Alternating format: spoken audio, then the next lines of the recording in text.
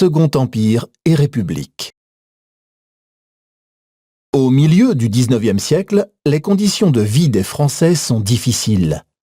En 1847, une crise économique aggrave encore la situation, ce qui conduit les Parisiens à protester.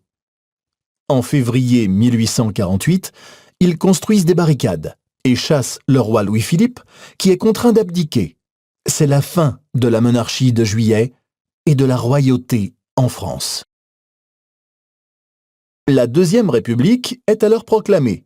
Le gouvernement provisoire, dirigé par Lamartine, met en place une véritable démocratie. La Constitution du 4 novembre 1848 prévoit l'élection d'un président de la République au suffrage universel masculin, une assemblée législative en charge de faire les lois. Les républicains s'intéressent aux questions sociales. Le droit au travail est reconnu et on crée des ateliers nationaux pour employer les chômeurs. Mais une partie de la bourgeoisie s'inquiète. Elle craint que les travailleurs obtiennent trop de droits et que cela menace le droit de propriété. Finalement, les ateliers nationaux sont fermés, ce qui provoque la colère des ouvriers parisiens. Leur révolte est durement réprimée par l'armée en juin 1848 et des milliers de gens sont tués.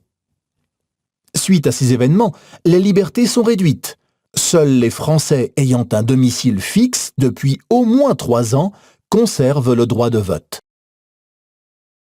Le 10 décembre 1848, le premier président de la République est élu au suffrage universel pour 4 ans.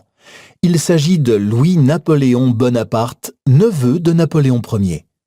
Il gouverne de manière autoritaire et fait arrêter les opposants à son pouvoir. Comme la Constitution lui interdit de se représenter aux élections, il organise un coup d'État le 2 décembre 1851 et devient